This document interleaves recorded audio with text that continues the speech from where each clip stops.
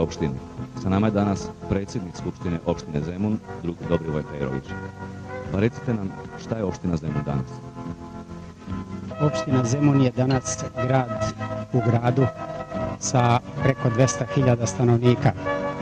Opština Zemun je danas modern, jedna od 16 beogradskih opština, modern grad na obalama dveju reka, grad koji se razvija, grad koji ima jednu od najbogatijih industrija u Jugoslaviji, odnosno u Republici Srbiji, grad koji ima bogata i velika naselja, veliku privredu, grad koji ima, nadamo se, i svoju bolju, lepšu perspektivu i od one koju smo do sada imali i od onoga što danas imamo.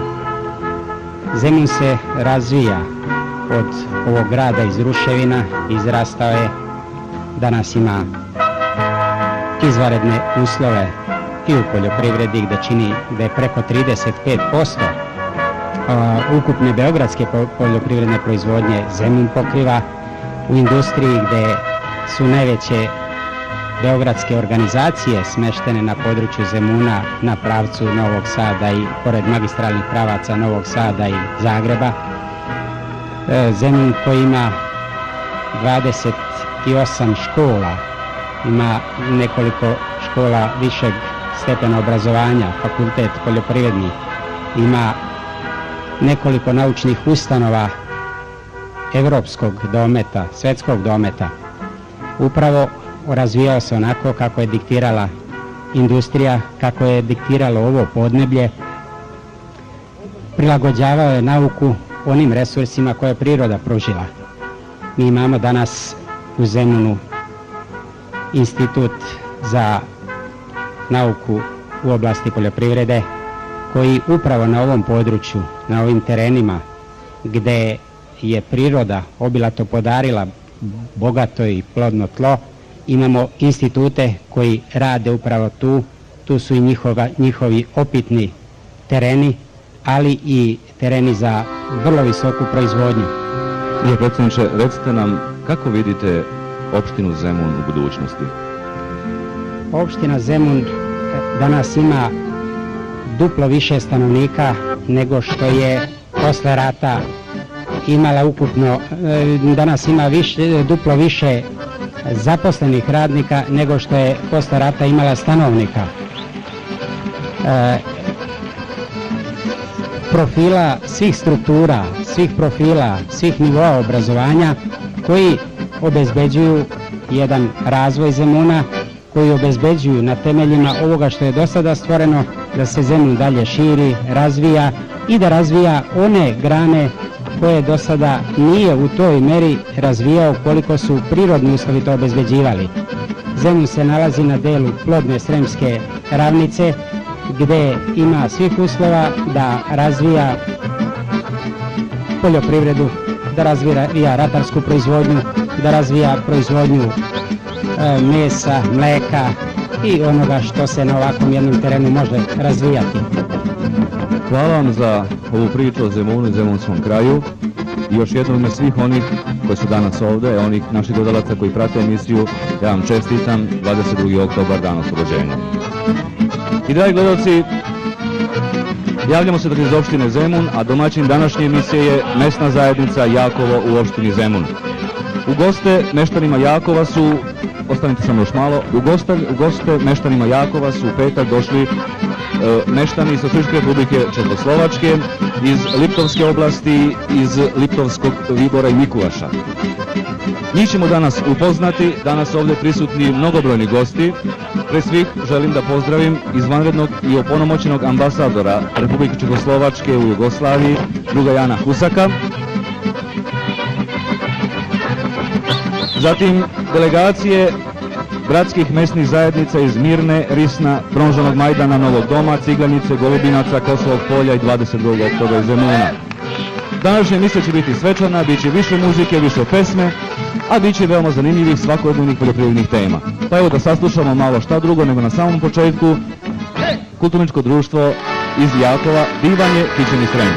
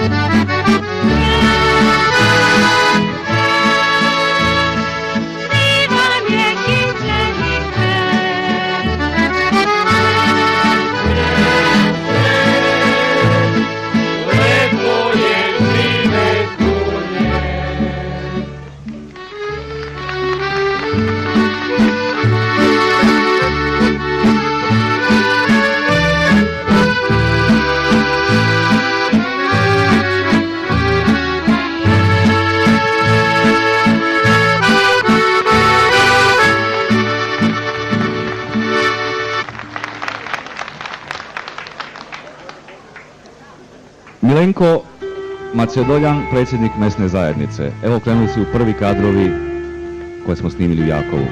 Pa druže Macedoljan, recite nam, ispričajte jednu priču o Jakovu, o vašem mjestu. Jakovo je prigradsko naselje u sastavu opštine Zemun, nedaleko od Beograda, na udaljenosti oko 20 km. Jedno nalazi se u jugoistočnom delu Srema i jedno je njegovih najstarijih naselja. Legenda kaže da je u davna vremena teren na kome se sada nalazi Jakovo većim delom bio pod vodom. Sava je plavila ovo područje jer nije bilo zaštitnih nasipa. U letnje vreme kada bi se Sava povukla, ljudi su dolazili u ove krajeve, gajili su u stoku i bavili se ribarstvom. Na jednom brdašcu u kolibi od Trske živeo je ribar i čobanin po imenu Jakov. Meštani iz drugih sela dolazi su kod njegove govoreći idemo do Jakova. Tako je i celo naselje dobile ime Jakovo. Evo tu je i manastir Fenek na našem filmu. Za postanak Jakova vezan je i manastir Fenek i smatra se da je podignut u 15. veku, da su ga podigli despot Stevan Branković sa suprugom Angelinom, u narodu poznato kao majka, sveta majka Angelina. U našoj istoriji srpskog naroda poznat je po tome da su u njemu održali sastanak Nenadović, knez Valjevske Nahije sa carom Josifom, a po slomu srpskog ustanka, prosrpskog ustanka 1813. godine u njemu su našli utočište Karađorđe sa svojim ustaničkim vođama. Podatak da je Karađorđe prilikom povratka u Srbiju boravio u ovom manastiru inicirao je da osnovna škola u Jakovu dobije ime Voš Karađorđe. A Jakovo danas? Jakovo danas je naselje od oko 8.000 stanovnika i oko 200 domova. Uglavnom su to mladi ljudi zaposleni u privredi grada i Zemuna. Bave se, uglavnom karakteristično je da su to mešovita domaćinstva koji rade na poljoprivredi i u društvenom sektoru. Evo vidite ovdje jednu izgradnju kuće. Samo da vam kažem da je Jakovo i u narodnooslobodilačkoj borbi dalo pun doprinos, uključilo se odmah u pokret otpora, 143 žrtve je bilo i 91 borac su izginuli u narodnooslobodilačkom ratu, a na današnji dan, 22. oktobra 1944. godine, Jakovo je oslobođeno, oslobodili su ga delovi vojvođanskih brigada i 12. crvena armija. Hvala vam za ove osnovne informacije o selu, a ja rekoh na samom početku da su gosti došli iz Socijalističke republike Čehoslovačke, iz mesta koje se zove Liptovski Ondrej. No, sa nama je danas predstavnik oblasti sa sedištem u Liptovskom Mikulašu, drug Ivan Mravec, koji će nam reći nekoliko osnovnih karakteristika o svom kraju. Da bi se bolje razumeli, tu je i profesor slovačkog jezika, drug Smišek Mišo. Pa dok budemo gledali i taj film, druže Mravec, recite nam osnovne karakteristike vaše oblasti. Prvo rade mi dovolte, aby som úprimne a srdečne pozdravil obyvateľov Jakova. Najpre u prvom redu želim da pozdravim stanovništvo Jakova, ktorí nám pripravili veľmi krásne privítanie, koji su nam pripremili jako lep doček nádherný program. i izvrstan program. Prajem im všetko najlepšie, veľa Želim. úspechov ich práci. Želim im sve najbolje i mnogo uspjeha u radu. Náš okres Liptovský Mikuláš sa nachádza v oblasti Banská Bystrica. Naš okres Liptovski Mikulaš se nalazi u oblasti Banske Bystrice. Je to okres, ktorý je bohatý na prírodné krásy. Bogat je prirodnim lepotama, Obklopujú ho vysoké a nízke Tatry. opkoljavaju ga visoke i niske Tatre.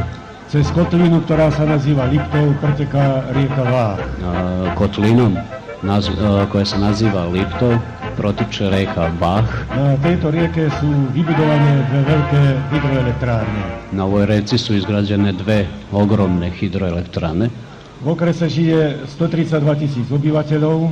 U okresu živi 132.000 stanovnika. Máme 3 mesta a 72 obcí. Imamo 3 grada i 72 sela, 72 sela. Okres je známy nielen v republike, ale v Európe a možno povedať aj na celom svete ako turistický okres. Okres je poznat ne samo u Republici, nego i u čitavoj Evropi kao turistički centar. Známe je najmä turistické centrum Demenovská dolina Jasná.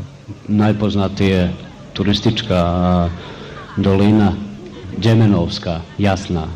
Denne v našom okrese sa nachádza 30 000 zahraničných i domácich turistov. Poseta je negde oko 3000, dnevna poseta, 3000 turista. Že Mravec, u vašoj oblasti je veoma razvijena i poljoprivredna proizvodnja.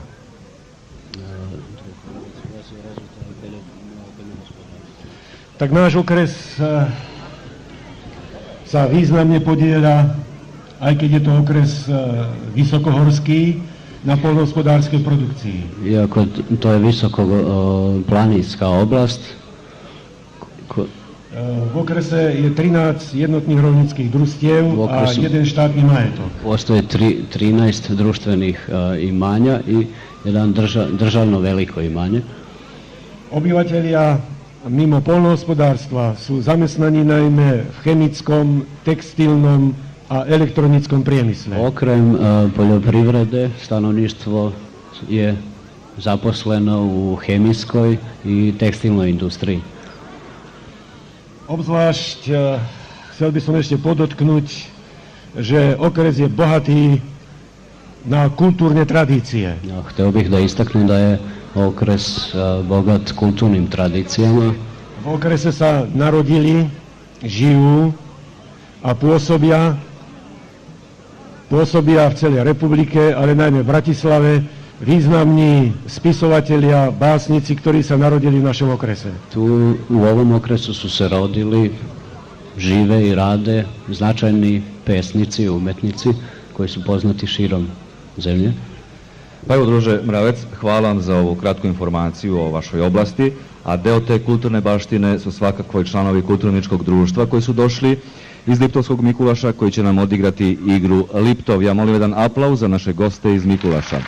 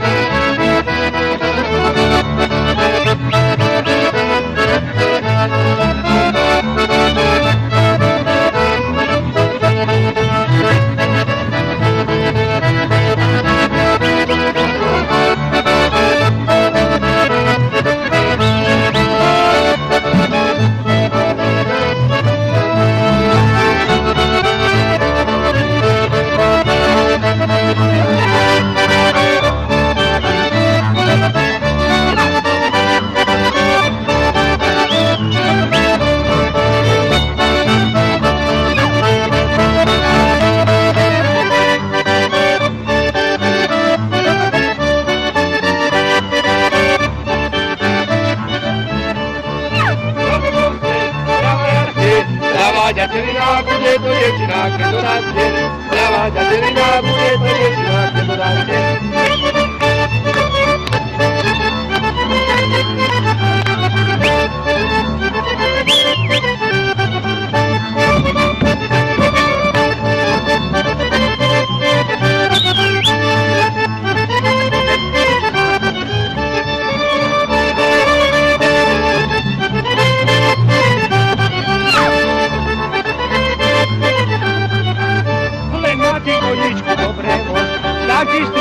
Na ovoz, da ne mati gunej, ma milej, to si ja poležim bez na nej.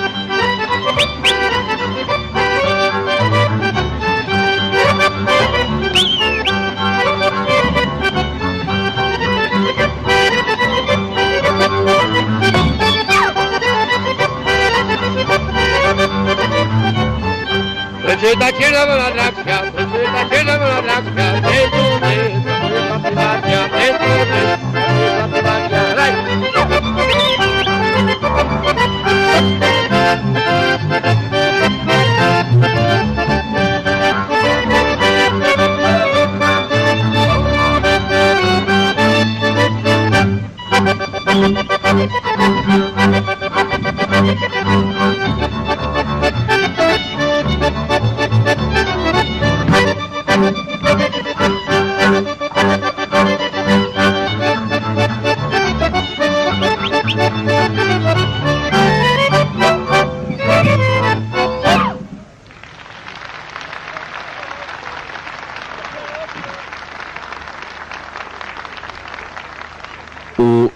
U Liptovskom Ondreju je središte poljoprivredne ekonomije, poljoprivrednog društva 1. maj.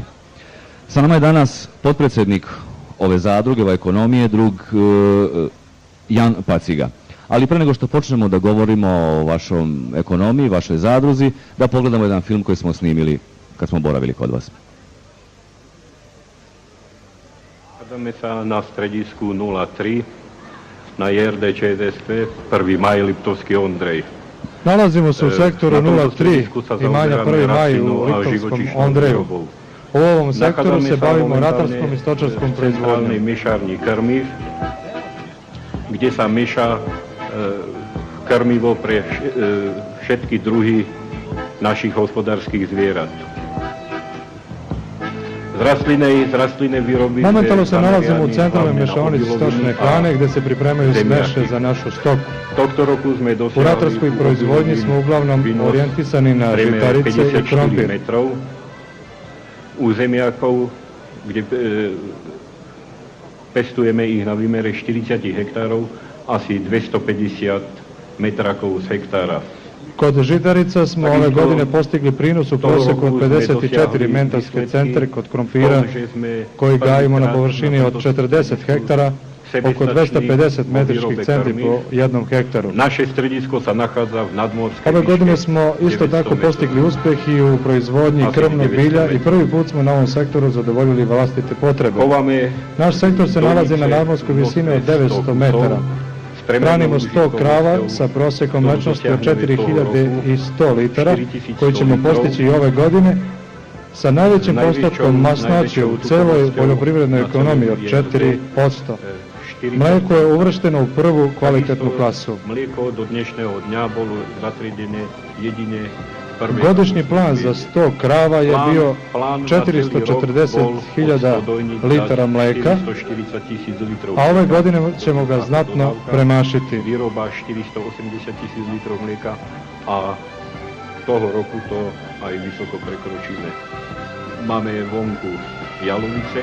Na polju imamo junice i visokosteone krave do 2 godine starosti, koje su godišnje 7 mjeseci na ispaši. Dojilje zatvaramo 2-3 nedelje ranije jer su osjetljivije na vremenske uslove, ali one su otprilike 6 mjeseci na ispaši. Do avgusta se ne prehranjuju, dovoljno im je paša, a od sljedećeg avgusta počinjemo pojedinačno da ih prehranjujemo. Od toho augusta začíname individuálne prikrmovať. Druže Paciga, to je bio samo jedan deo vaše zadruge, vaše ekonomije 1. maj. Upoznajte nas sa ekonomijom 1. maj i sa Liptovskim Ondrejem u kome se nalazi. Naše jednotné rolnícke družstvo Československo-sovětského priateľstva 1. maj pôsobí v náročných podmienkach Horného Liptova. Naše nadmorskej výške od 700 do 900 metrov. Naše društvo se nalazi na nadmorskoj visini od 900 metara. Zameranie družstvo pôsobí v rozlohe 7200 hektárov. Posjedujemo 7200 hektara. Z toho však len 2100 hektárov je pôdy ornej. Od toga je samo 2000 hektara oranica. Pomerne ten veľký rozdiel zaberajú lúky a pasienky, pastviny. Ovaj veći deo zauzimaju pašnjaci i livade. Družstvo je zamerané na produkciu mlieka hovedzieho a bravčového mesa. Društvo je orijentisano na proizvodnju mleka i svinjskog i goveđeg mesa. Chováme 6000 kusov hovedzieho dobytka. Hranimo 6000 goveda. Z toho 1700 kráv. Od toga 1700 krava. S priemernou užitkovosťou na jednu kravu 4000 litrov mlieka. Sa prosečnou mlečnošću po jednoj kravi. Odovzdávame do štátnych nákupných fondov 800 metrických centov bravčového mesa. Predajemo 800 metričkih centi svinjskog mesa. A 650 metrických centov mesa bravčového. I 650 metarskih centi svinjskog mesa. Celková dodávka mlieka je 6 miliónov litrov. Ukupna proizvodnja mleka je 6 milióna litera. V rastlinnej výrobe sme zameraní na produkciu v prvom rade zemiakov v našej podorskej oblasti. U ratarstvu su orijentisani na proizvodnju krompira. A tak ako sme aj videli na filme, tá produkcia v tomto roku bola okolo 250 metrických centov priemerne. I kao što smo vidjeli u prilogu, proizvodnja je bila 250 metarskih centi. Okrem toho sme zameraní samozrejme na produkciu objemových krmív pre pomerne veľký počet hovedzieho dobytka. Osim toga smo orijentisani na proizvodnju krmnog bilja. Zaoberáme sa aj výrobou, produkciou obilovín, v prvom rade jačmeňa, gajimo i žitarice, u prvom redu ječam, žito i pšenicu. Naše društvo v tomto roku oslavilo 40. výročie vzniku svojho založenia. Naše društvo je ove godine proslavilo 40-godišnjicu od svog osnovanja. Na čele društva pôsobí, dá sa povedať od jeho vzniku, predseda hrdina socijalistickej práce Jan Blcháč. Na čelu društva od njegovog samog početka je Jan Blcháč. Družstvo má 1200 členov s priemerným vekom 38 rokov. Društvo ima 1200 članova sa prosjekom od 30 Čiže môžeme povedať, že sme vekom mladé društvo. Znači možemo reći da smo u prosjeku mlado društvo. Jan, recite nam nešto i o mestu Liptovski Ondrej. Koliko tu ima stanovnika, koliko je veliko? Obec Liptovský Ondrej je centrom a sídlom správy društva. Opština Liptovski Ondrej je centar i sedište Liptovskog Ondreja. V celom rajone društva je 16 obcí. U celom rajonu društva se nalazi 16 opština. A treba povedať aj to, že viac menej družstvo pomáha jednotlivým obciam, pokiaľ sa týka hospodárskej výpomoci. Treba istaći da društvo pomaže opštinama što se tiče poljoprivredne djelatnosti. Kulturnih domov, plinofikácie obcí, kanalizácie, vodovodov a kod gradnje domova kulture, kod uvođenja plina i tako dalje. Mi vam želimo mnogo uspeha i mnogo sreće u daljem radu. Hvala vam za ove informacije, a sad još jedan aplauz za još jedan nastup naših gostiju.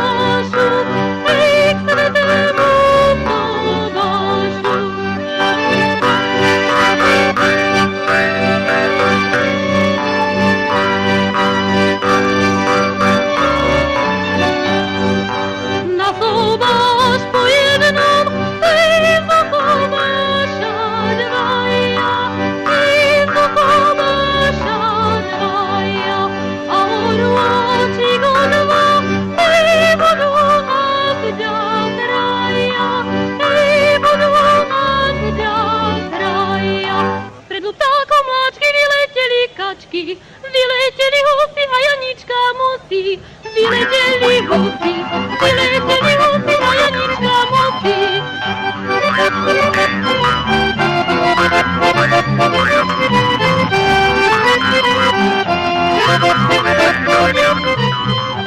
Zabudlo si djevčana poričke šapku, muselo opustit svoju mansjersatku, muselo opustit svoju mansjersatku.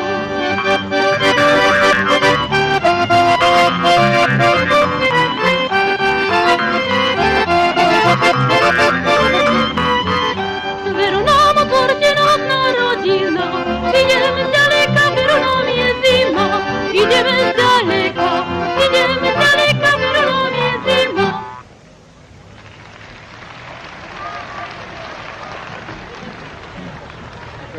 Čuli ste već na samom početku da u oblasti Liptov postoji jedno državno imanje. Mi smo razgovarali sa direktorom tog imanja, pa da pogledamo i taj prilog.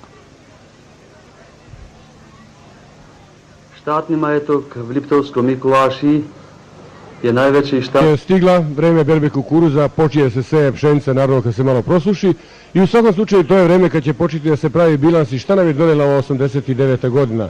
Sigurno je da će u tom bilansu jedna stavka biti izrazito negativna, to je stočarska proizvodnja. Ona je i ove godine manja nego što je bila prethodne godine. U ostalom statistika govori da mi danas imamo za oko 1.100.000 krava goveda manje nego što smo imali 1955. godine. U isto vreme mnoge zemlje oko nas, naročito na zapadu, povećavaju svoj stočni fond i onda nije čudo što Jugosloveni umjesto u Trst odlaze danas u Segedinu, u susedne mađarske gradove, da se tamo snabdaju jeftinijim mesom i mlekom. Takva je situacija najzad u ostalom i ovdje u selu Jakovu i o tome imamo jednu belešku, pa ćete čuti šta kažu stočari ovoga sremskog sela čiji smo danas gosti. Uzeći poljoprivrednike u Jakovu došli smo i u porodicu Svilar. Ovakvu porodicu nije baš lako naći u selima Srbije.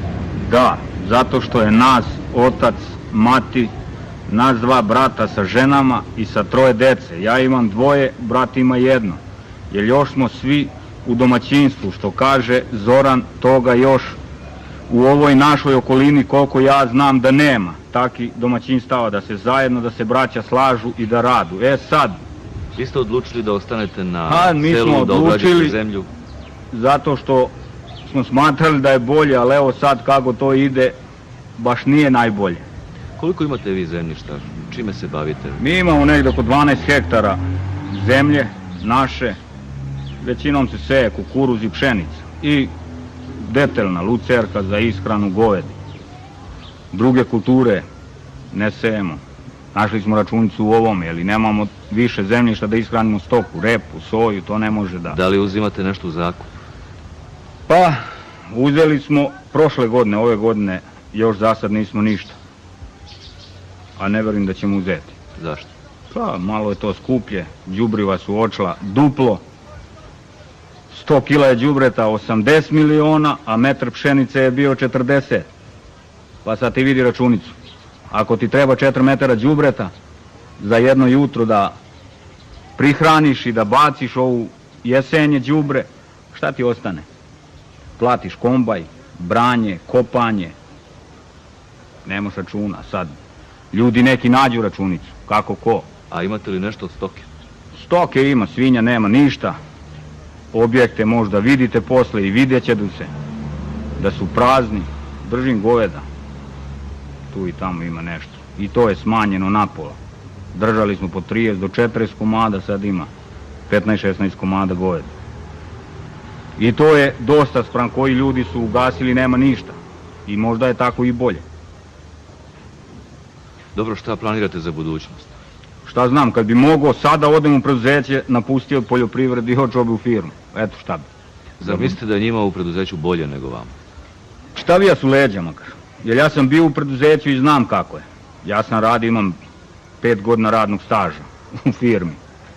A eto, vidim, sada sam pogrešio što sam napustio, ja bi imao sada 25-6 godina radnog staža. I ako sam bolestan, ja imam bolovanje. A ovdje ako si bolestan, nema ništa, niko te ne pita. Krava ne zna za moju bolest. Da li verujete da će nam biti bolje u poljoprivredi? Možda bude, ali kako se to radi, ja mislim da neće biti bolje. Imate dvoje dece, vaš brat ima također dete. Da li biste njih ostavili? Ne. Imam sina, sad je 2. godina, ide na zanat za metalostrugara. Ako položi, zaposlit će se. Domaćine, vi ste u ovoj staji za nas nekad čuvali krave. Da, jesam. Tu je nekada bilo po 7-8 krava, 10-ak. A sad je malo to ne prazno, ima jedna krava i 2 junaka. Jeste predavali mleko? Jesam, na mleko sam dao mlekari dok je imalo računa, sad kako su cene rigorozne, prekinuo sam. Nemam pokriće, ne dobijem ni za ishranu stoke, krava, a ne da zaradim neki dinar. I tako da sam digo ruke od toga, nemam računa. Dobra, čuvali ste i svinje? Jesam ovdje preko, tu sam po 56 komada svinja, to je dok je bilo računica, sad nema. Jedino za mene par komada, ništa više. A dobro, rekuše vam mnogi ovdje u Jakovu da sa ovakvom kamatom na oročena sredstva je glupo raditi. Pa da znate da je to cijela istina. I to je u ovoj situaciji na 40% kamata. To je samo budala možda zamisli da radi. Što bi ja sad ranio pravu i muze, kad ću ja da dobijem, sad jedna dobra krava košta 3-4 milijarde. Ja da stavim 3-4 milijarde u banku i ja imam 3 puta više nego što ću izmisliti iz nje. Da je ne ranim, da ne trošim ništa, da ne ulažem ništa. Šta vi planirate kad je vaše domaćinstvo u pitanju za sutra, za preksutra? Pa što planiram toliko da imam za svoje domaćinstvo. Jednu kravu i neku svinju, da ne moram da mislim sutra da neću da idem u trgovinu da kupim, jer ko zna da li će ga biti u trgovinu. Na ovake načine poslovanja i kako naša država vodi računa o privredi, siguran sam da za 1-2 dana neće biti u prodavnici da kupi. Baš ako čovjek ima para, ali neće imati di da kupi. Ili nema, možete vi pogledati, ne ovdje kod nas u Jakovu, pogledajte gdje god dođete, svuda su ti objekti prazni. Niko tu računicu nema i nikom mi ne pada na pamet u ovoj situaciji da to i svinča ili da to i bika ili da drži kravu.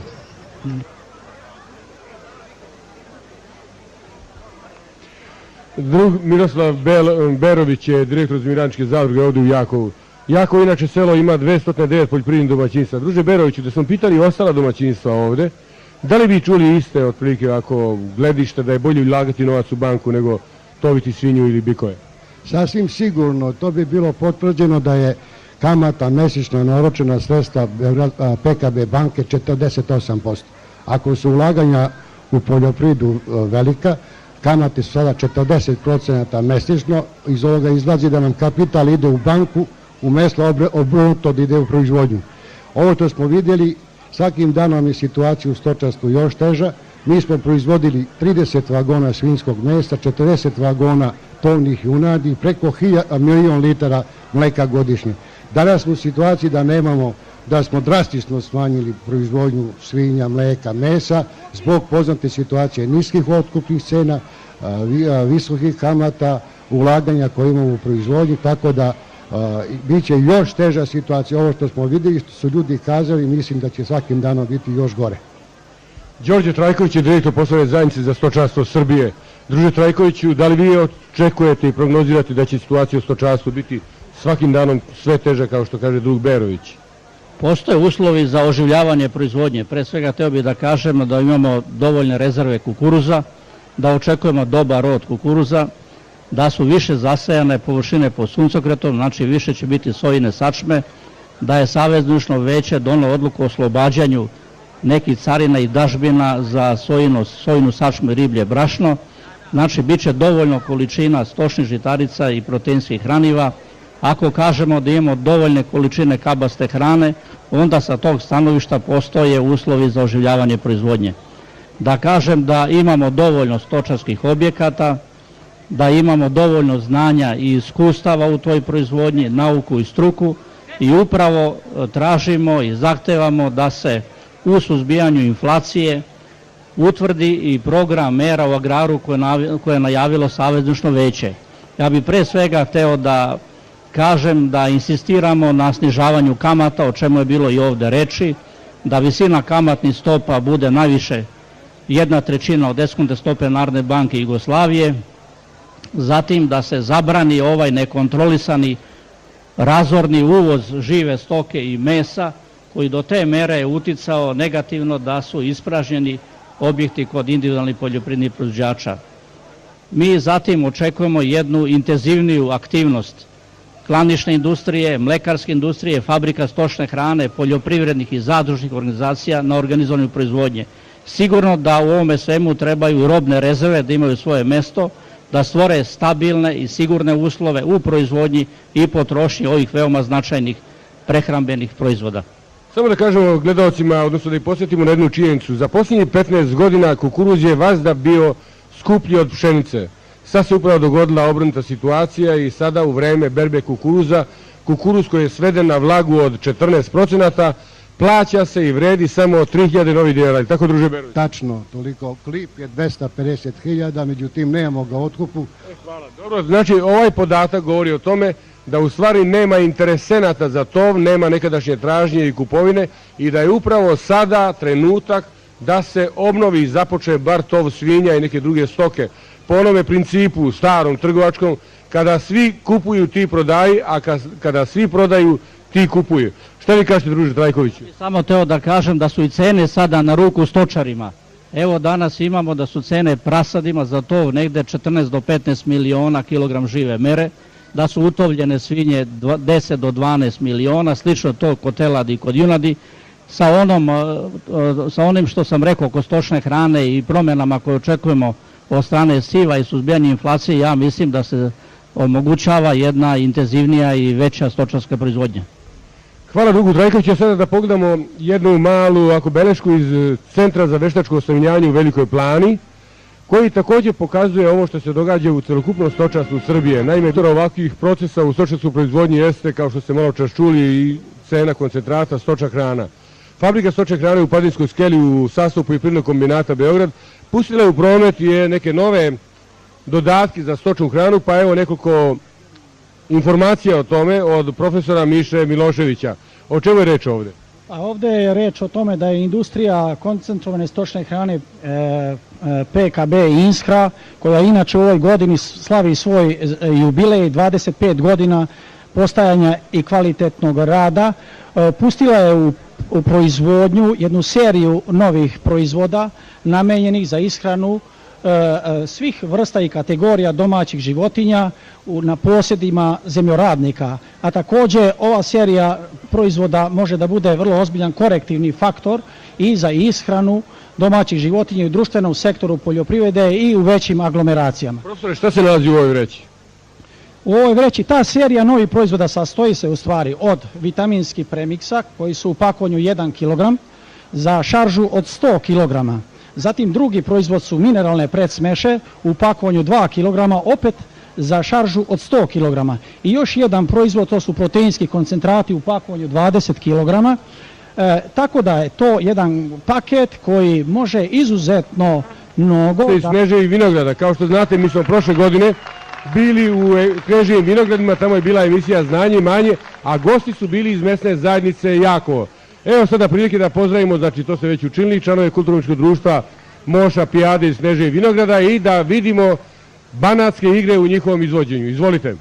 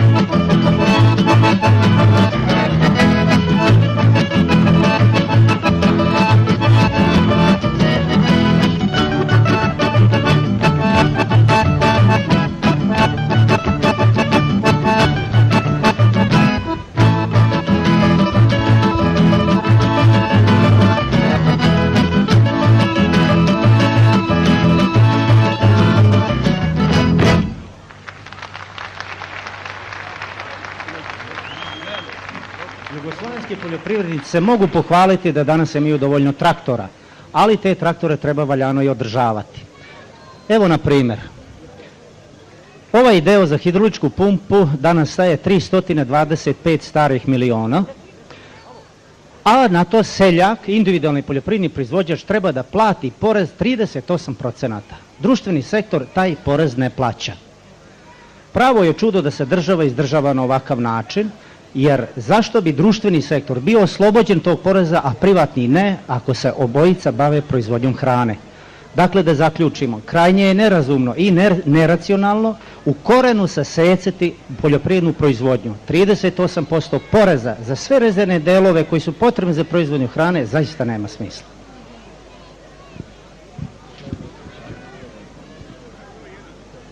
Šta se bilo? Ova 1989. godina zaista će biti upamćena kao jedna neobična godina po tome što su imali jednu suvu zimu bez snega i što smo potom imali jedno vrlo kišovito leto. Tako da je to izazvalo pojavu raznoraznih biljnih bolesti i obolenja. To se osjetilo u osnovu najbolje po našem budžetu jer je paradajz bio skup, krastavaca tako reći nije ni bilo. I mi smo tim povodom otišli u Smederevsku Palanku da upitamo doktora Ivu Đinovića, saradnika ovog instituta, šta se to dogodilo. Evo njegovog mišljenja. Profesionalno bave robnom proizvodnjom, da upamte ove preporuke kako ne bi ponovo došlo u iduće godine do sličnih grešaka. Evo jedne informacije za pčelare. Oni znaju, a i mi smo to govorili često u našoj emisiji, pa znaju i gledalci, da je varoa jedan od najopasnijih parazita pčelinjih društava. Tim povodom je Republički sekretarijat za poljoprivredu i šumarstvo doneo jednu odluku po kojoj će biti obavezno prskanje, odnosno zaštita svih pčelinjih društava protiv varoe. Mi smo tim povodom pozvali u našu emisiju doktora Ivana Elezovića, republičkog veterinarskog inspektora, da nam nešto kaže jer je bilo nekih zabuna oko toga. Naprimjer, druže Elezoviću, kojim će se preparatom, da li je obavezna upotreba jednog te istog preparata za suzbijanje varoe? Ja bih prvo nekoliko reči rekao o tome da je ova zaraza varoza, zaraza koja se suzbija po saveznom zakonu, prema tome ona se mora da suzbija na čitavom području Jugoslavije. Drugo, ona je u Srbiji... Da li su druge republike donele sličnu odluku? Slične propise su donele i druge republike, pre svega Republika Hrvatska, tako da smo mi sinhronizovali tu akciju i sad u ovom jesenjem periodu i sljedećim periodima te će mere da se sprovode jedinstveno na čitavom području Srbije i nadamo se na čitavom području Hrvatske za sada. Verovatno će i Slovenija da pristupi tom sistematskom sprovođenju tih mera. U toj našoj naredbi koju ste vi pomenuli, mi smo predvideli da se ove mere sprovode sa takozvanim lekovima koji imaju sistemsko delovanje. To su znači lekovi koji na određeni način obezbeđuju određeni način delovanja preko sistema za krvotok, odnosno limfu, i na taj način se bolje obezbeđuju mere delovanja ovih lekova koji se upotrebljavaju u ovu svrhu. Još nešto da kažem. Ove lekove će upotrebljavati sami pčelari koji će moći te preparate da dobijaju preko veterinarskih organizacija, koja će znači biti služba koja će vršiti stručni nadzor kako se ti poslovi obavljaju u toku ovih sljedećih mera. Hoću da kažem isto to, da smo do sada neorganizovano sprovodili ove mere i upravo je cilj Republičkog sekretarijata za poljoprivredu da se ove mere u buduće sistematski, planski i organizovano sprovode. Da vas pitam, druže Elezoviću, kada će početi ova akcija suzbijanja varoze? Mi smo u toku ovog meseca organizovali čitav niz sastanaka sa stručnim službama i pčelarskim organizacijama i pripremili smo se da krajem ovog meseca i u toku sljedećeg meseca, kad to vreme jasno dozvoli, sprovodimo ovu meru. Ona će biti sprovođena i na proleće, sljedeće jeseni i u svako vreme kada je mogućnost primjene ovih lekova moguća, a to je onda kad nemamo leglo u pčelinjim društvima. Evo, znači u ovoj celoj krizi jedne dobre vesti, imat ćemo iduće godine više meda jer ćemo imati zdravija pčelinjina društva. A sada imamo još jedne preporuke inženjera, odnosno budućeg doktora nauke Luke Radoja o oranju. Da pogledamo i to. U klimatskim uslovima Jugoslavije ekonomija vodom jeste prva finesa u racionalnoj biljnoj proizvodnji i limitirajući je faktor prinosa. U praksi se koriste različiti načini iskorišćavanja vode, ali uvek sa istim ciljem, da se na najjeftiniji način obezbedi dovoljno vode za određenu biljnu vrstu u tačno izabrano vreme i fazu razvoja kada je biljna vrsta najosjetljivija na nedostatak vode. Bez poznavanja ovih parametara moguće su razočarenja i pored navodnjavanja izvedeno nepravilno postignu se manji prinosi u poređenju sa nenavodnjavanim površinama u istim uslovima klime i zemljišta. Za navodnjavanje domaća industrija proizvodi potrebne uređaje koje treba birati prema uslovima rada, izvoru energije, da li je voda na ili ispod površine zemljišta, da li biljko obezbediti vodom škropljenjem ili natapanjem, tip zemljišta, klima i drugo.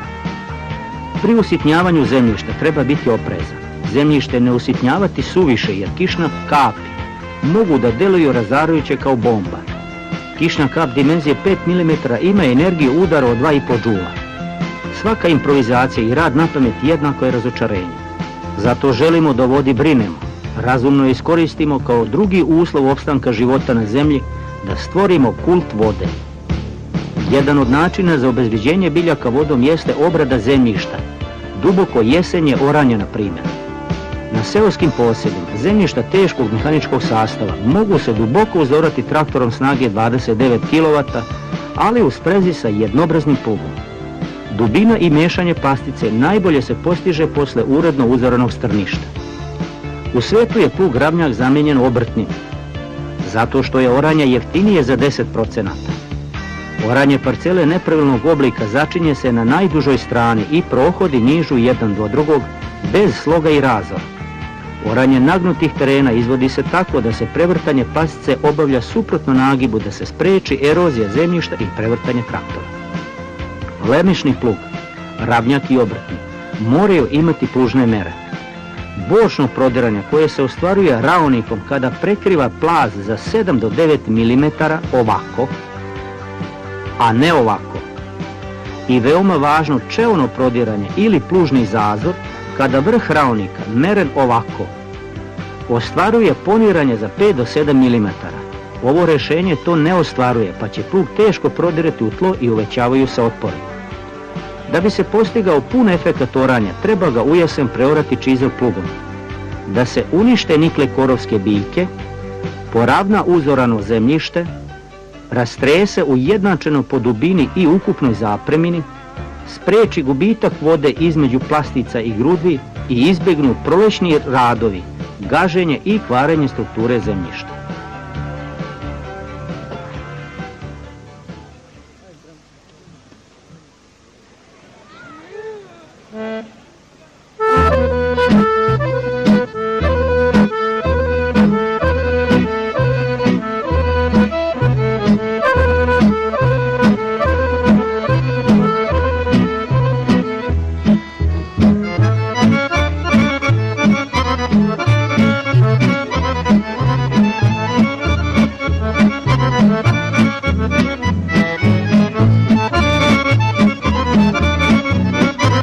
Thank you.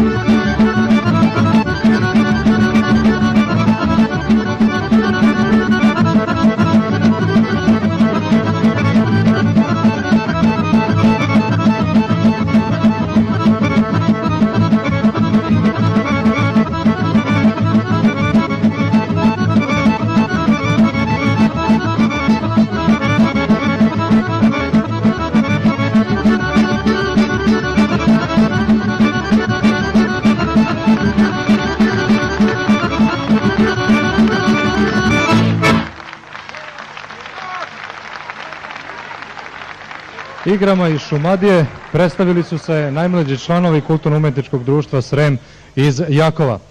Poštovani gledalci, idemo dalje sa emisijom Znanje i manje. Sljedeći naš gost je generalni direktor preduzeća Zmaj, Radoslav Mitrović. Druže Mitroviću, dobar dan, dobrodošli. Evo, čuli smo danas dosta problema u proizvodnji poljoprivrednih proizvoda. Tu ima dosta problema, imali onda problema i u proizvodnji poljoprivrednih mašina? Pa sigurno da imam. Fabrike koje proizvode poljoprivrednu mehanizaciju dele sudbinu poljoprivrede i puno toga što je danas bilo govoreno o poljoprivredi važi i za našu granu mašinogradnje. Kupovna moć naših kupaca je iz dana u dan sve manja i mi onda moramo da tražimo izlaz ili u proizvodnji druge opreme ili pak u izvozu. Da li su vaši proizvodi, vaše mašine poljoprivredne i sve ono što vi proizvodite danas skupi? One nisu jeftine sigurno, ali kod nas ništa nije jeftino. I problem možda nije u tome toliki, već je problem u drugoj stvari. U celom svetu najrazvijenije zemlje istovremeno imaju najrazvijeniju poljoprivredu i trude se da poljoprivredni proizvođači dobiju po što povoljnijim uslovima poljoprivrednu mehanizaciju. Kod nas to nije slučaj. Kod nas sve ove mašine koje vidite ovdje, nema jeftinije ni jedne od 30 stari milijardi, seljak treba da kupi za keš, za gotovo. To je jako visok iznos i ako uzme kredite, ti su krediti vrlo skupi, tako da oni jednostavno sve manje kupuju te mehanizacije. Rezultat je sve skuplja hrana i sve teže se dolazi do pravih poljoprivrednih proizvoda. Još da vas pitam, vi ste potražili neki izlaz u saradnji sa inostranim partnerima. Čujem da se vaši proizvodi, vaši kombajni ove godine sve više prodaju na zapadu.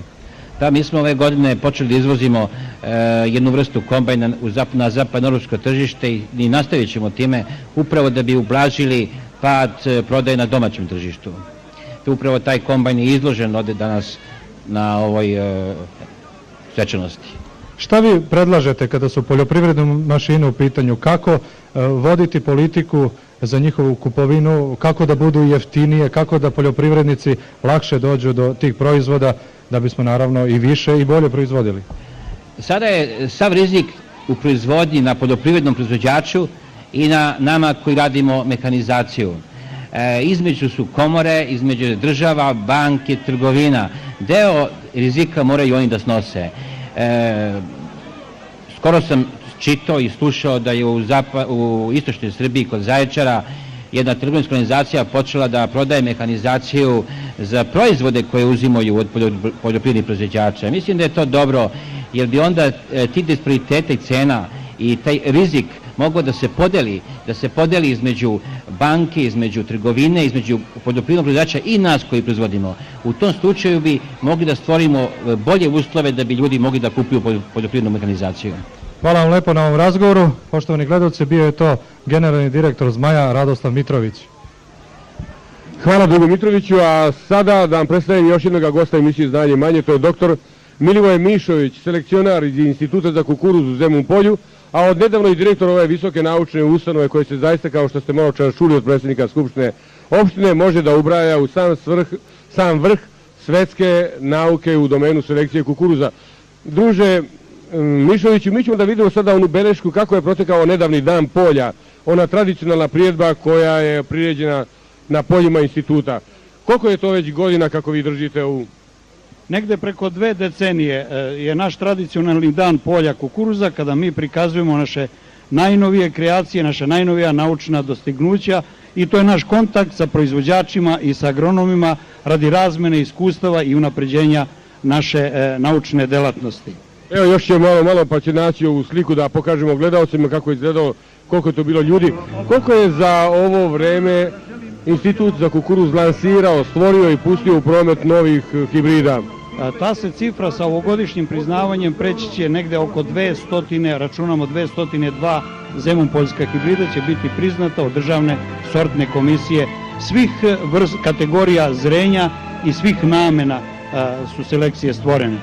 Pošto ste vi, druže Mišoviću, stručnjak za kukuruz, sada vas upitam nešto, kakva je vaša, recimo, procena? I naše posljednje procene su 51.000 tona semenskog hibridnog kukuruza bit će proizvedena svih vegetacionih perioda, što znači da možemo da pokrijemo jugoslovenske prostore od 2,4 miliona i negde oko milion hektara možemo za milion hektara da izvezemo na naša tradicionalna tržišta širom Evrope.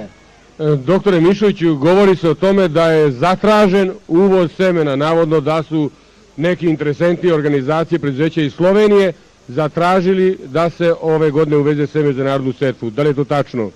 Nažalost, veoma je to tačno i mi smo jako iznenađeni pored svih ovih pojava koje se dešavaju. To je zaista proboj našega jugoslovenskog tržišta hibridnog semena kukuruza, jer Jugoslavija sa pravom se ponosi da je najjača kukuruzarska sila u Evropi i najveći proizvođač semena hibridnog kukuruza i zato nas to posebno iznenađuje, pogotovo što se radi o veoma skupocenom semenu koje je za 200% skuplje od jugoslovenskih kreacija, a iste rodnosti i iste vrednosti. Zato nas to zaista od Privredne komore Jugoslavije posljednji podatak da su kolege iz Slovenije zatražili 1900 tona uvoza, a ukupno Jugoslavija 2500 tona, što smatram da je nedopustivo u ovim našim uslovima kada treba da provedemo reformu i stabilizaciju privrede. Kad bi nas samo to iznenađivalo, druže Mišoviću, ja vam u svakom slučaju zahvaljujem na ovim informacijama. Znači imat ćemo dovoljno svoga semena, bit će semena novih rodnih hibrida. Hvala. Evo čuli smo, bit će semena, dakle dobro ćemo posejati, a kako ćemo žnjeti, o tome ćemo sada razgovarati. Malo pre smo sa direktorom Zmaja razgovarali i čuli da je tu i novi proizvod, novi kombajn koji je nastao u kooperaciji sa Dancima, a naš sljedeći sagovornik je inženjer Jovan Vučković, inače je direktor marketinga u Zemunu, u Zmaju. Pa nam recite nešto o ovom novom lepotanu, o ovom kombajnu. Ovo je veliki kombajn ovde u saradnji sa danskom firmom Droneburg, Zmaj je uradio. Ove godine je isporučio 20 komada tih kombajna koji radi širom Evrope i koji uspešno rade. Jesu i Danci prvi probali? Danci su i prvi probali, pored danske firme je probano u Finskoj i Holandiji. I šta kažu, kako on žanje? Kombajn izvrsno žanje i zadovoljio, tako da krajem ove godine radimo još 100 komada, iduće godine radimo seriju od 400 komada za tržište širom Evrope, odnosno sveta. Ovo je veliki uspeh Zmaja da se plasira na zapadnoevropsko tržište gde je mehanizacija u vrhu. Mi smo nekako srednji proizvođači, ali sa ovim proizvodom izgleda približavamo se tim pravim, dobrim proizvođačima poljoprivrednih mašina. Pa ovaj kombajn je visokog kvaliteta, visoke pouzdanosti i čistog semena, plasirano zajedno u kooperaciji sa danskom firmom Droneburg i taj kombajn perspektiva u svetu, odnosno uspešno prilagođavanje tržištu Zmaja svetskom tržištu. Ovo je jedan od uzdanica Zmaja, novih uzdanica, ovaj novi kombajn. Međutim, u asortimanu proizvoda Zmajevih su i manje mašine koje koristi naši poljoprivrednici. Jedan od njih je i Dragiša Vukićević iz Boljevaca. Vi ste kupili jedan proizvod i kažete da ste vrlo zadovoljni. Šta je to? Da, berač kukuruza 214S. Kupio sam u prošlog maja, prošle godine na sajmu u Novom Sadu. Čuli smo malo pre direktora Zmaja, on kaže da su poljoprivredne mašine veoma skupe. Dakle, on kao proizvođač tvrdi da su one vrlo skupe za početak. Međutim, kad uspete da ih kupite, one se brzo otplaćuju. Pa jesu skupe, stvarno da su skupe onako na pogled, ali kad se uzme u obzir njihov rad, iskorištenje, isplati se brzo. Za koliko može taj jedan, ovo što ste vi kupili? Ovaj berač, kad sam uzeo jednu sezonu, isplatio je se za 3/4 sigurno, za prvu sezonu. A polovina je sad sezone što radim sa njime i izradio sam negdje 40 jutara sad. Znači za 2 godine taj berač može da se otplati? Pa može, možda i pre. I da se isplati. Imate i neke zamerke, evo inženjera ovde, u stvari ne zamerke, nego neke dodatke da bi on bio još bolji? Nemam nikakve zamerke, samo bih rekao da Zmaj pravi, u stvari proizvodi ovake mašine kao što sam ja kupio kombaj 214S. I sve potencijalne kupce koji žele da kupe taj berač, neka kupe taj 214S. Evo pogledajte kako naš poljoprivrednik izgleda, znači da mašina umjesto njega radi. Šta ima inženjer još da nam doda? Pa mogu samo da dodam, ovo je tačna konstatacija da su mašine skupe, da je opala kupovna moć kod naših poljoprivrednika, međutim ove dve mašine, trenutno je berba kukuruza, jednoredni vučni i dvoredni vučni kombajn, zamenjuju više desetina radnika i samim tim uz kupovinu on se isplati u roku od 2 godine, odnosno poboljšava proizvodnju samog agrara, odnosno samih individualnih proizvođača. Hvala vam lepo na razgovoru, a sada da mi vidimo i čujemo dva specijalna poljoprivredna proizvođača koji su evo već na sceni. Nikola Milić i Žika Milenković. Dobar dan! Živeli! Zdravo živo! Bravo, živeli! Vitame vas! Nazdar panovi! Gde su panjevi, bre? Kakvi panjevi? Pa sad si pomenuo panjeve. Ti mora da ne čuješ dobro, Ničo. Što? Kakvi panjevi? Ja ne vidim nikakve panjeve, osim tebe, ako ne računam u panju. Pa dobro, hvala. Pravo da ti kažem, ako misliš na starost, onda si u pravu, ostao smo ja i baba u kući kod 2 panja. Jeste, star si. Mlađi se razišli, svi eto. Star si, panj, a istrčavaš pred rudu pre nego što ja završim. Što? Panovi, nazdar panovi. Pan na slovačkom znači gospodine, a mi ovde imamo goste iz Slovačke, hoću da ih pozdravim na njihovom jeziku. Nazdar panovi. Eto vidi. Živeli. Ti sad jasno? Sad je jasno. Pa da bome, oni se tako oslovljavaju kao mi sa druže, oni se oslovljavaju sa panove, to im je takva ime navika, znaš, to im je ostalo kao navika da se oslovljavaju sa panovi. A u majkomu znači oni su svi gospoda, a? Ama nisu gospoda i oni su drugovi, samo se oslovljavaju iz navike sa panovi, šta ti je? Dobro, ako iz navike može, pa ja vidim, razumeš, ne ponašaju se ko gospoda, nego ko drugovi. Ma, fini ljudi. Pa da, običan, skroman svet. Ma da. Peče se na istoj vatri socijalistički izgradnje koji mi. Jeste, tačno. Jeste, pa i kod njih je to socijalizam i to tako jeste, samo što su oni zadržali to pane, to gospodine, a mi smo s gospodom raščistili. Nema kod nas gospode, nema, kod nas sve sami drugovi. Drugovi. Jeste, batažile, drugovi, sve sami, samo što od drugarstva sve manje. Jedan drugome podmećemo noge, razumeš, gložemo se. Oči vadimo jedan drugome, to nam dođe ko nacionalni sport. Ničo! Pa šta je, pravo da ti kažem, izgleda mi da mi nismo navikli na slogu, moj batažile. Slušaj, Ničo, molim te, nemoj da načinješ bolne teme i to pred gostima. Pa dobro. Ajde, boga ti lupaš ko ješta. Ja se čudim i što te vodim uopšte na znanje i imanje, samo me brukaš. Vidi, evo, i vidi kako si došao. Što? Pa šta će taj džak, ta vreća, šta ti je to? Šta je, što niste ostavio negdje dok završimo razgovor, šta ci imaš to, bogat? Pa da mi neko ukrade, ajde be. Ti ukrade vreću, jaka vrednost, gledaj. Vrednost je nego šta? Pa sad, vrednost je u njoj, znaš. Ne, šta je to u njoj? A? Šta je to u njoj? Ajde pogodi. Kako da pogađam ovako, daj bar da pipnem. Može, pipuj ko hoćeš, ajde. Znam šta je. Ajde. Nabrao si komušinu.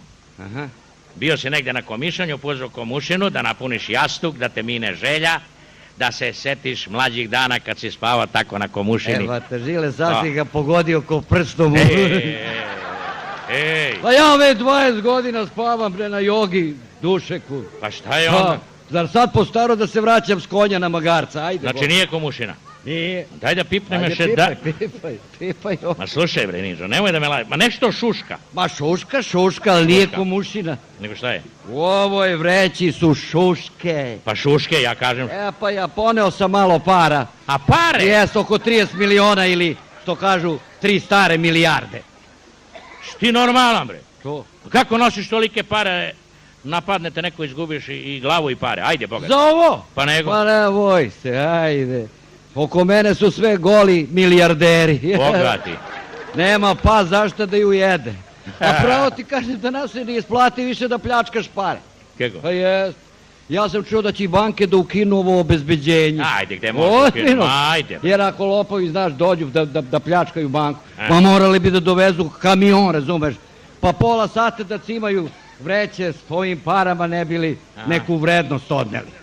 Da, i to je tačno. Jelija, šta će tebi te 3 milijarde, što si ponao, šta će ti to? Pa šta će mi, krenuo sam da kupim ovaj deo za kultivator, evo ovo, vidiš. Košta 2 milijarde. Ovo 2 milijarde? Aha. A dobro, ti što si ponao 3? Ma znaš, čekaj, to je juče bilo 2 milijarde. Jeste. Ali sad dok stignem, može cena da poraste za 50%. Ja. A ja bi onda morao se vraćam u selo po još pare i dok se vratim, cena opet može se promeniti, tako nikad kraja. Jeste. Pa inflacija. Inflacija, to mora da priznamo. Inflacija je jedan težak problem koji otežava naše napore u stabilizaciji ne samo ekonomskog, nego i našeg političkog stanja u našoj zemlji, a i šire. Gde šire misliš? Šire? Pa šire mislim, u zemlji, na zemlji, u vazduhu, u vodi, na vodi, na ostrvima, na poluostrvima, na kontinentima, na svim meridijanima, pa svuda bre ima našeg življa, nemoj ti tako. Gde šire? Batažile, pa valjda njih tamo ne davi inflacija. Pa ne davi njih, jeste, njih ne davi.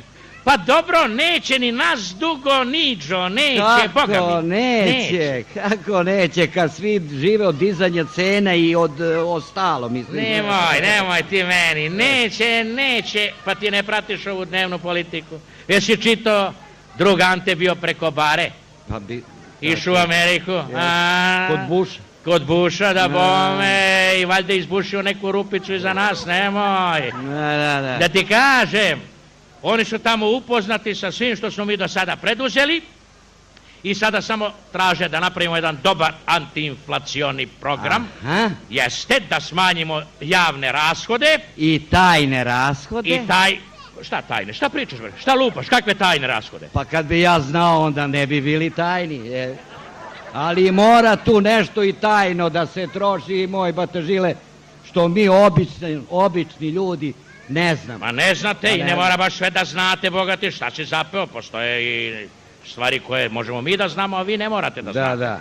A to na primjer šta? Pa to sve. Vi znate samo da poskupljuje sve. Jeste. Ali ima nešto, recimo, što vi ne znate, ima nešto čemu cena pada. Je to neki vic? Joj, nažalost nije vic da je vic, nego cena pada, moj niđo. Ja ću ti reći. Znam. Šta? Ajde u piće da znam. Ajde bre, otkud znaš? Da znam, ozbiljno. Ajde u piće da ne znaš čemu cena pada. Pala je cena životu. Ali ga pogodi. Pala cena. Pa život bre nikad nije bio skuplji nego danas. Šta ti je, ljudi jedva sastavljaju kraj sa krajem, a ti pala cena života. Jeste, upravo si. Izgubio sam. Nisam znao odgovor i do... Da bome. Plaćam, zovem turu piće za drugove iz posljednjeg reda. I za mene. Šta iza mene, a za mene? Dobro, i za tebe. Pa i za mene, da bome. Dobro, kad kažeš cena životu poskupljuje. A dobro, šta je to? Pada cena. Cena čemu je pala. To moram da ti kažem šta je moj niz. Sve nižu cenu šta ima. Nažalost, cena pada nama. Kojim vam? Nama... Mislim, nama političarima. Ma de vam pada. Kako de pada? Niđo, kad se samo setim ranije, burazeru, te prijemi, banketi, kokteli, večere, ručkovi, govori, zdravice, diplome, plakete, pokloni, pa... A sad niko neće da da ni žutu banku. Baš hvala. Niko ništa ne da. Ali ja plaćam. Šta plaćaš? Po dogovoru. To sam dužan, zovem piće i gotovo. Pa, ajde kad već zoveš da načnemo te šuške. Pa da bombe. Pa naravno i tako su, mislim. Pa ne, normalno, mislim. Pa da, normalno. Pa ajde, na Sledanu, Panovi. Panovi! Opet. Doviđenja. Panovi! Nazdar! Panovi!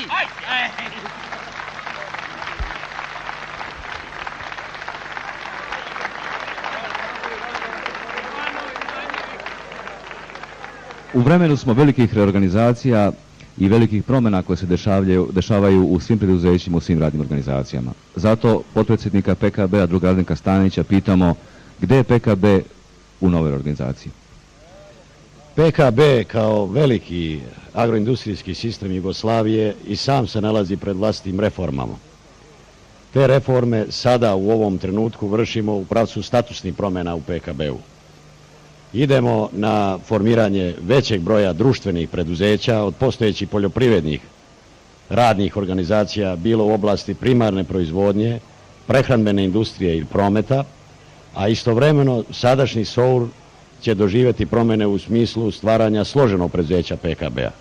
Međutim, na tome mi nećemo ni stati, to su samo preduslovi za duboke i svestrane promjene koje će nastati delovanjem privredne reforme i za prilagođavanje uslovima tržišta koje će zahvatiti ceo PKB. Ja moram konkretno da vas pitam, a molim i konkretan odgovor. Gde su poljoprivrednici i njihove organizacije u toj reorganizaciji? Zemljoradnici, onaj oblik svog organizovanja u kome najbolje mogu postići ekonomsku efikasnost. U svakom slučaju, zadružne organizacije ili specijalizovana preduzeća za poljoprivrednike i u buduće će imati značajnu ulogu za povećanje proizvodnje hrane. Međutim, i ovdje danas su zemljoradnici govorili o neiskorišćenim kapacitetima sa kojima raspolažemo. Evo i ovdje u srcu, da kažem, ovog sela Jakova, naprednih domaćina i u ovom Sremu u celini, ali ih sputavaju neekonomski motivi u pogledu proizvodnje. Ukoliko dođe do promjena ukupnog odnosa prema poljoprivrednicima, a ja mislim da se zato stvaraju veliki uslovi u našoj zemlji u okviru privredne reforme, ako se stvore uslovi da zemljoradnik bude zaista ekonomski subjekt, to će biti i preduslov da on može da se udruži u svoju zadrugu i da ima svoje mesto, jer samim reorganizacijama probleme nećemo rešiti. Hvala lepo, a sad još malo o poslovima koje svakako mogu zanimati poljoprivrednike. Kamate, visoke kamate na pozajmljena sredstva, pogotovo na ona, recimo, srednjoročna sredstva, su jedan od glavnih razloga što poljoprivrednici pokušavaju da na neki način izbegnu zaduživanje kod banke. Međutim, Agrobanka je tokom 1989. godine otvorila, kako oni kažu, jednu novu kreditnu liniju u kojoj se visoke kamate uopšte ne obračunavaju, nego se pozajmljena sredstva otplaćuju u naturi. Evo, pod mene sedi ovdje drug Milomir Obradović, direktor jednog sektora u Agrobanci, u stvari za poslove sa inostranstvom. Čovjek koji je u stvari najpozvaniji da nam kaže nešto o uslovima za dobijanje i otplatu takvoga kredita. Prvo ono što želim da kažem to je da Agrobanka u svojim razvojnim programima posebnu pažnju posvećuje individualnom sektoru. To smatram vrlo važnim iz prostog razloga što u posljednje vreme tom sektoru u delu svežeg novca niko ništa zapravo nije nudio. Ovdje je reč o jednom modelu koji je doživao apsolutnu verifikaciju i svoju životnu potvrdu na terenu. Do sad je banka dobila negde oko 580 programa, odobreno je oko 326 do sad sa ukupnom predračunskom vrednošću od 952 milijarde nove. To je svakako jedan impozantan pokazatelj. Ako se u tome vidi da je individualni sektor učestvovao sa 20%, to znači negde blizu 200 milijardi novih, onda je računica o tome koliki su efekti izuzetno povoljna. Mi smo u jednom dnevniku pokazali kako to izgleda, ali sad recite ovako, jedan od ovih zmajevi kombajna ovdje o koje gledamo tu ispred nas, kako on može da se otplati, kolika je kamata i kakvi su uslovi otplate? Pa vidite, prvo krediti se odobravaju za nabavku široke lepeze za skoro sve namene u agraru, tu je svakako i mehanizacija.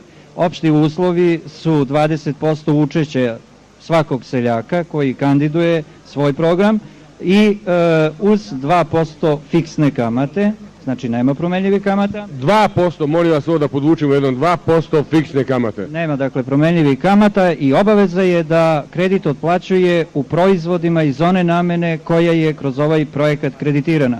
To znači konkretno kombajn bi se otplaćivao najčešće u pšenici, a kukuruzu recimo, soji i tako dalje. A postupak za utvrđivanje te količine se radi na sljedeći način. kada se od jedne nabavne cene kombajna oduzme 20% koliko je učešće jednog seljaka, ostaje kredit od 80%, on se uvećava za 2% kamate fiksno, za 5 godina koliki je rok utvrđena ukupna masa pšenice, podeli se sa 10 i dobije se polugodišnji anuitet. Taj anuitet količinski ostaje fiksan za ceo otplatni period. Znači neće se povećavati ako recimo cena pšenice opadne? Da, cena je isključena, u igri je samo količina pšenice koja u trenutku kad je utvrđena ostaje nepromenjena do kraja otplatnog perioda.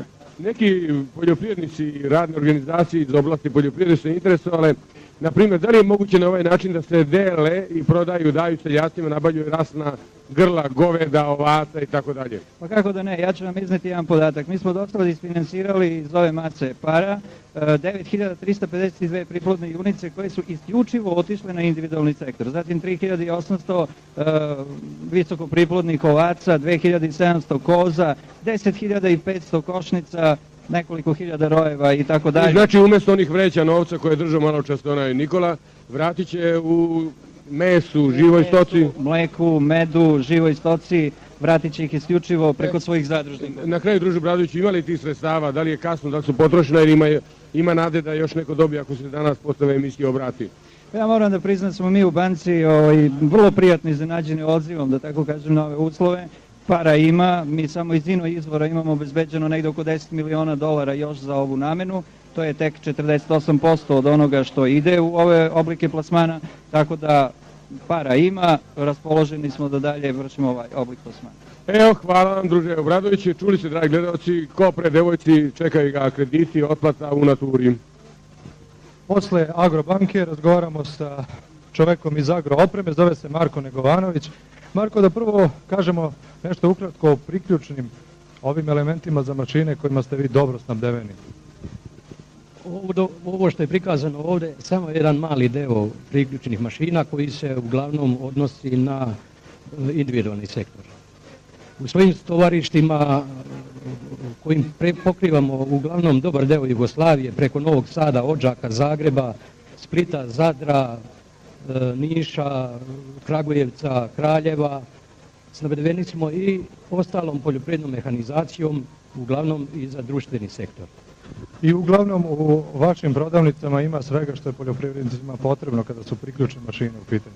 Uglavnom raspolažemo sa svim priključnim mašinama, a isto tako i sa rezervnim delovima za te priključne mašine, što recimo nije slučaj kod organizacija koja se bave poslom kao i mi. Oni su zastupljeni uglavnom kancelarijama, telefonima, a u Beogradu ih ima bar 10 predstavništva. Znači, na neki način proda mašinu, traktor ili šta ja znam, a mora da se ide u Zagreb, Ljubljanu ili šta ja znam za rezervne delove. Znači, Agrooprema se drugačije organizuje predstavništva uz predstavništvo i prodavnica. Hvala vam lepo, sada da čujemo i gosta iz Čehoslovačke, to je Matko Jozef i svirat će vam na starom instrumentu koji se zove fujara.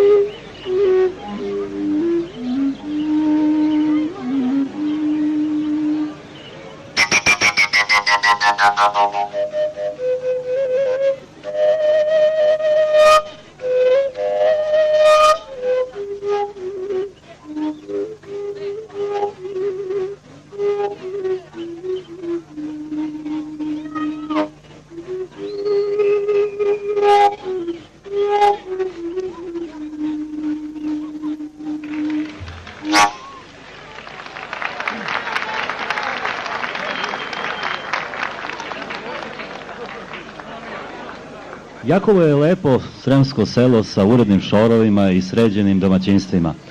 Međutim, ima i ovde puno domaćina koje su podlegli onoj mani koje vlada u našim selima, gradi što veću kuću, što kitnjastiju sa gvozdenim betonskim ogradama. Srećom ima i drugih koji ne misle tako. U našoj stalnoj akciji Tražimo kuću po meri, mi smo nagradili domaćinstvo Žigić Vojislava, on je ovde sa nama pa dok gledamo film koji smo spremili pre neki dan ovde kod njega, da malo popričamo. Vi ste napravili jednu lepu, jednostavnu, funkcionalnu, prizemnu kuću sa potkrovljem i lepim dvorištom. Zašto tako malo? Pa za četvoročlanu porodicu je sasvim dovoljno koliko sam uradio. Hoćete da kažete, gradili ste onoliko koliko vam treba? Koliko mi treba, višak stambenog prostora samo košta, a ne isplati se. Mi ćemo da vidimo, evo, prilog je počeo, u prizemlju imate jednu lepu dnevnu sobu sa nišom za kuvanje, 2 spavaće sobe i mogućnost u potkrovlju, ako to zatreba, da ostvarite još 2 spavaće sobe. Da, i to mislim da je sasvim dovoljno za moju porodicu. Kad smo bili kod vas, vi ste nam rekli da ste mnogi stvari ovde radili sami. Posebno me oduševila ona jednostavna drvena ograda. Pa drvo volim i trudim se što više drveća da upotrebim, a ograda je pravljena od paleta koje sam jeftino nabavio, tako da za jeftine pare imam lepu ogradu. Znači funkcionalno, jednostavno, ekonomično, ima onu jednostavnu funkciju samo da naglasi domaćinstvo, a ne da se od nekog odbrani. I unutra ste puno sami radili. Da, sve unutra, sem ovih gelendera, sve što je drveno sam radio. Španski zid sa jednim kolegom koji je sad u vojsci, Boban. Koristim priliku da ga pozdravim. Dvorište je lepo, videli ste malo pre puno zelenila.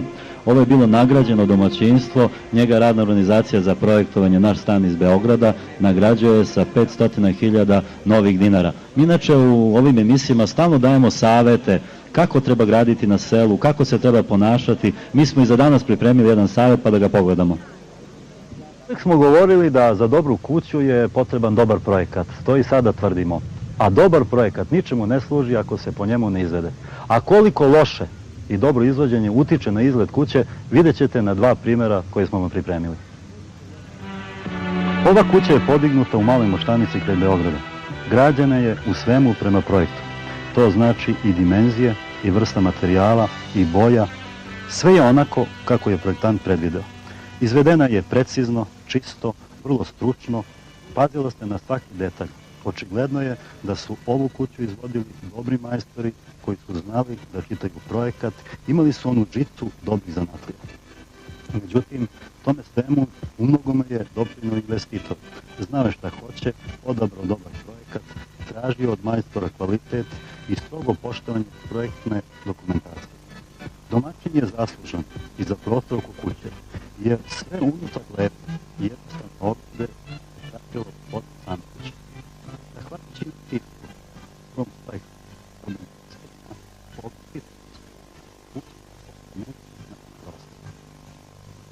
Pogledajte sada ovu kuću. Ona je bogatstva, jer je građena u istom procesu projektu, ali razlika je velika. Vi su potrebna dovoljna pažnja kvalitetu izvođenja, vrsti materijala, detaljima, boji. Baš onako kako se uglavnom radi u nas. Pa i ovakva kakva je, ipak je u svojoj okolini najlepša, jer je investitor odabrao dobar projekt. Ali mi smo pokazali kakva je on mogu da bude da su majstori mali grad ostao na ovom pitanju. Ste znali Manje Bokina i pravi nedeljni ručak koga smo nažalost mnogi zaboravili. Pripremile ste ga domaćica Jakova, šta ima ovdje? Ovdje je uglavnom supa, to se zna, to je ovako najsvečanije naše jelo. Rimflajš, pohovano meso, jedna pogača, svečana, ren, naravno sos od paradajza. To je ovako što se sprema kad je najsvečanije. Sve lepo, nažalost, naši gledalci ne mogu da probaju, mogu da vide. Inače, akciju Zlatne ruke radimo zajedno sa Istom Zora, to je Istom sa drugi mesto telo. Pomoćiti nam Mila Novković, živite nam ja dobro da u Sremu ne kuvaju supu i ne jedu supe s ovca i mesa, oni kuvaju pasulj, kupus sa ovčetinom, sarme, flekice sa krompirom, prave štrudle i razna druga jela, pa je žiri ovog puta odlučio da prvu nagradu dodeli domaćici Katici Svilar, koja je skupila pasulj sa valjuščićima. To je ono što se razlikuje od drugih vrsta pasulja. Zatim je napravila štrudlu sa makom i vanilice. Pa ja predlažem da nam Katica kaže kratko šta je taj njen pasulj. Iako možemo da ga vidimo pasulj ovdje. Evo, izvolite. Kako se pripremila? Pa uzme se jedan tanjir pasulja, jedno 5 glavica luka i to se stavi da se kuva kod lukac ne nestane. I onda se doda slanine, ove seljačke i malo kobasica, pa na kraju malo valjuščića se u celene. Hvala lepo, čestitamo na nagradi. Hvala lepo. Hoćete, izvolite. Predlažem da nam Leposava Križan kaže kako pravi flekice sa krompirom. To je jedno izuzetno kaloritno, jeftino i brzo jelo koje može da se pripremi za neki mnogo vremena, za neki veći ručak. Stavimo vodu da vri, dodamo krompir otrebljem naravno i onda stavimo da se kuva. Kad to bude pripremljeno, zamecimo testo od jednog jajeta, posolimo malo vode, malo zaprške i gotovo testo. Hvala lepo, ovdje zaista ima puno jela i puno kolača. Ja se nadam da slika možete da pokažete. Ovdje bi bilo sreća ovog najlepšeg jela. A recepti ćemo objaviti u Zori. Svi recepti će biti objavljeni u Zori, a ovdje ima mnogo lepih kolača. Ja predlažem, kamera verovatno pokazuje te kolače, to je prava ikebana na stolu i zaslužuje da ih pogledamo, sami napravimo i probamo. Hvala lepo. Ovde na sportskom poligonu u toku je takmičenje lovaca u građanju iskrenih golubova. Takmiče se ekipe postoju iz Snežnih Žirada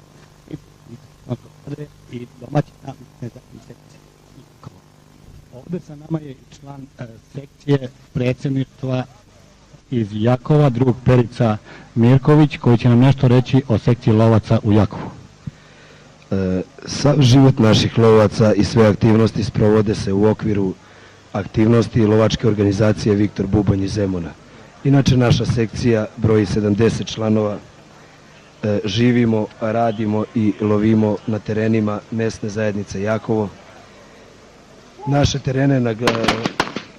Naše terene nastanjuje isključivo divljač niskog lova.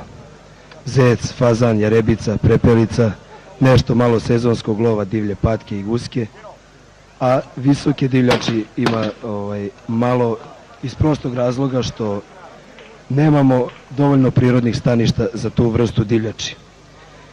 Da bismo održali populaciju divljači niskog lova, mi svake godine unosimo određenu količinu fazanskih pilića u lovište i pokušavamo da na taj način održimo tu populaciju i obogatimo lovište. Sve te aktivnosti iziskuju velika materijalna sredstva i najveći deo tih sredstava obezbeđuju sami lovci putem doprinosa. U tome nam dosta pomažu i ouri Poljoprivrednog kombinata Beograd, koji svojim novčanim sredstvima na neki način nadoknađuju ono što su nam oduzeli putem isušivanja močvara i bara. Inače, sekcija je dosta dobro organizovana, družimo se sa drugim sekcijama u okviru naše lovačke organizacije i dalje. Hvala vam, druže Perice, a sada da čujemo i sudiju druga Đuru Vukosavljevića da nam kaže rezultate sa ovog gađanja. Pa evo ovako, sve tri ekipe su bile super, vrlo su jake rezultate dali. Odlučili smo se za Čekoslovačku, za gosti Čekoslovačke, da. Znači, pobedila je za nijansu ekipa i Čekoslovačke. A pre podne u održanoj takmičenju u gađanju glinih goluba u disciplini trap. Pobednik je mesna zajednica Jakovo, a najbolji pojedinac je Krezić Laza iz mesne zajednice Kneževi Vinogradi. Nagradu će im uručiti predsjednik sekcije, drug Pera Janković, u ime domaćina.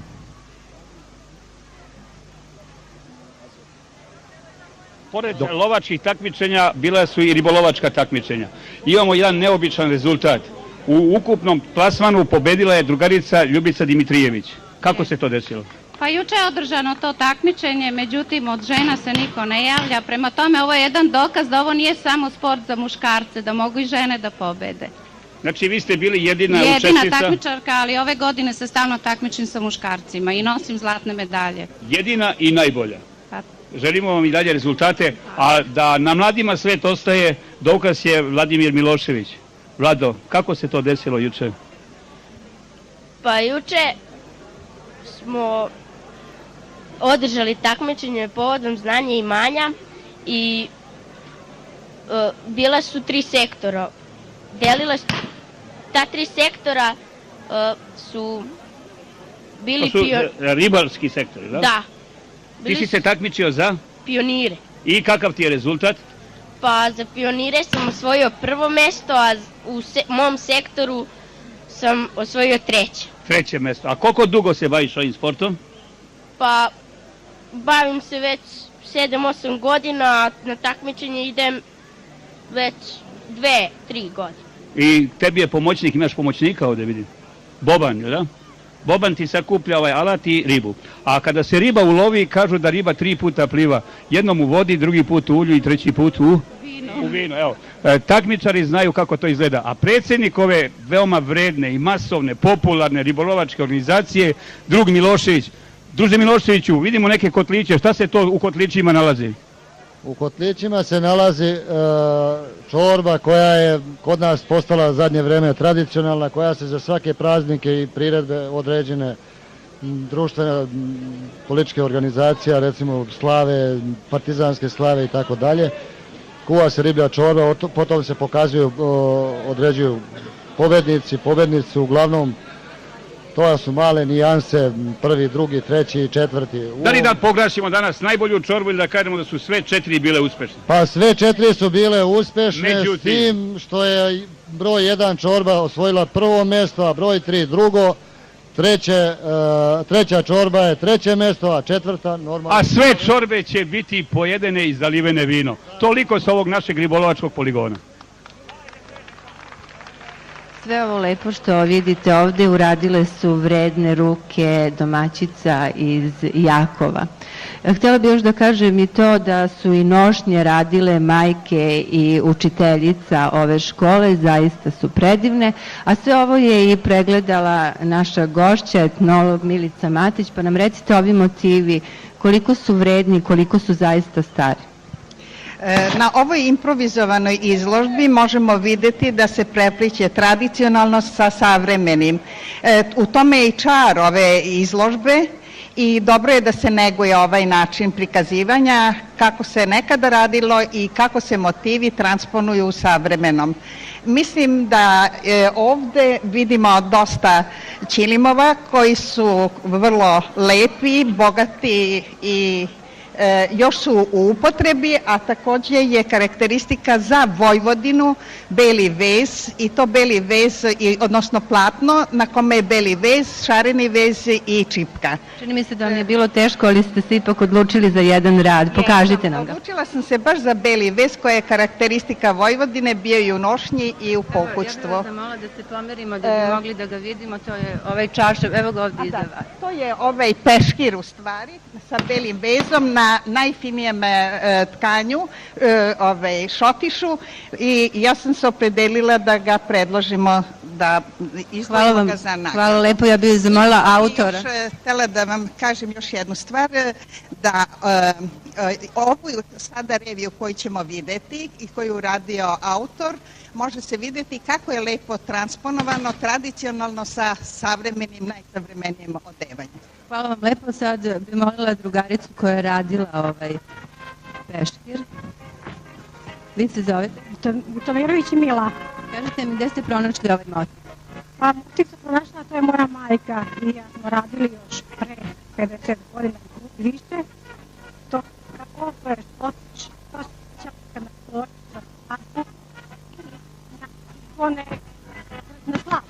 Hvala vam lepo, upravo je krenula i modna revija, vi ste inače dobili nagradu 7 dana putovanja po Jugoslaviji, čestitam. Sada bih zamolila kreatora, dobar dan. Hoćete da nam komentarišete ove vaše modele dok ih gledamo? Modela su tradicionalni kroj u savremenom prenošenju, industrijska čipka, industrijski materijal. Sljedeće modeli su obrnuto. Tradicionalni motivi, tradicionalni materijal, prema modelu. Kao što vidite, model je venčanica koja je inspirisana panonskim vezom, bilom, našim modelom. Hvala lepo. Malo sam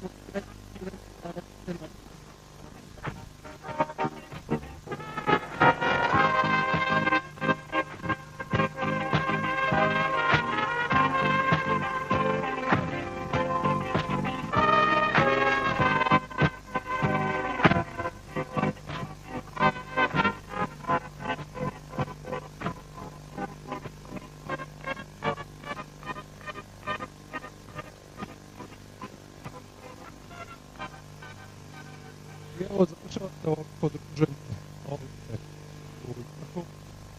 Poslije su nam bili drugovi Slovačke. Jedan od njih, Miroslav Jančuška, bili ste ovdje 2 dana od petka u Jakovu i u Beogradu. Kakvi su vaši utisci?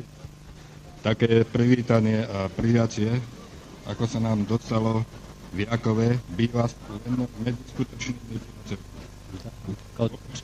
Kao što su nas nam je prije redno uvijek bila tamo među istinstvenim. Mi imamo da vidimo i taj film, a recite nam gdje su sve bili u ovim programima.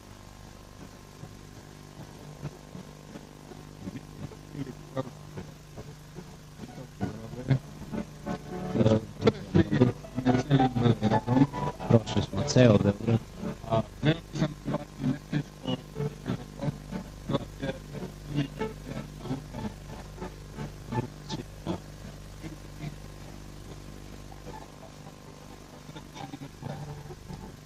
Sigurno nastaviti, hvala vam lepo, srećan vam put, dođite nam opet, a Boga mi doći ćemo i mi kod vas.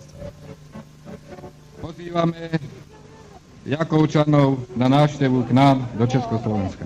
Pozivamo Jakovljane na posjetu. Eto, to su bili utisci naših gostiju iz Čehoslovačke, da čujemo sada žiri šta će reći. Susret poljoprivrednika iz Liptovskog Ondreja, iz Čekoslovačke i iz našeg Jakova kod Beograda pokazao je da se mnogo može u proizvodnji hrane, s tim da se uradi ono što mora i obezbedi ono što je potrebno. Tada krave daju 4 do 6 hiljada litara mlijeka, a prinos pšenice je 6 tona zrna.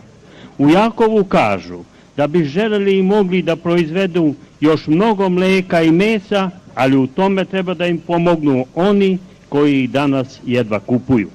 Jakovo je najbolja mesna zajednica po oceni Socijalističkog saveza Jugoslavije.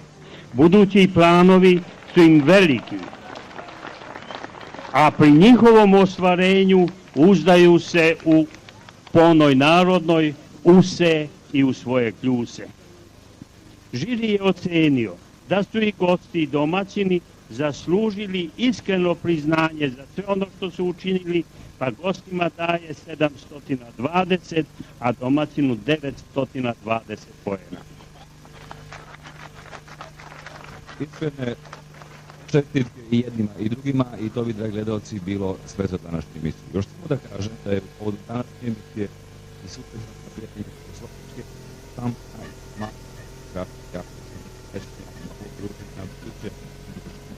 ja sam sa vama samo nekog društva Jakova koji će za dana krenuti na put po Libiju, posjetu našim radnicima.